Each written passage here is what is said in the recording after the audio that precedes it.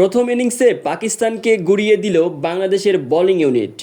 বাংলাদেশ ও পাকিস্তানের মধ্যকার 3 ম্যাচের টি-20 সিরিজের প্রথম ম্যাচে আজ মিরপুর শেরেবাংলা জাতীয় ক্রিকেট স্টেডিয়ামে টস জিতে প্রথমে ফিল্ডিংয়ের সিদ্ধান্ত নেয় স্বাগতিক বাংলাদেশ। আর এই সিদ্ধান্তে যে কতটা সঠিক ছিল তা প্রমাণ করে দিল বাংলাদেশের বোলাররা। প্রথমে ব্যাট করতে নেমে শক্তিশালী পাকিস্তান দল গুড়িয়ে যায় মাত্র 110 রানে।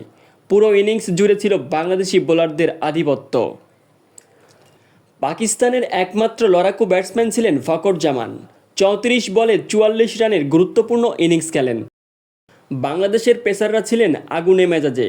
তাসকিন আহমেদ নেন 3টি উইকেট দুর্দান্ত লাইন লেন্থে, সাথে মুস্তাফিজুর রহমান, তানজিম হাসান সাকিব ও রিশাদ হোসেন মিলে নেন বাকি উইকেটগুলো।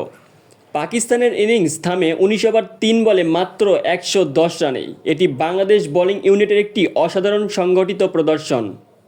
এখন বাংলাদেশের সামনে সহজ লক্ষ্য 111 রান। তবে টি-20 ক্রিকেটে কিছুই বলা যায় না। বাংলাদেশের ব্যাটারদের এখন দরকার ধৈর্য ও পরিকল্পিত ব্যাটিং।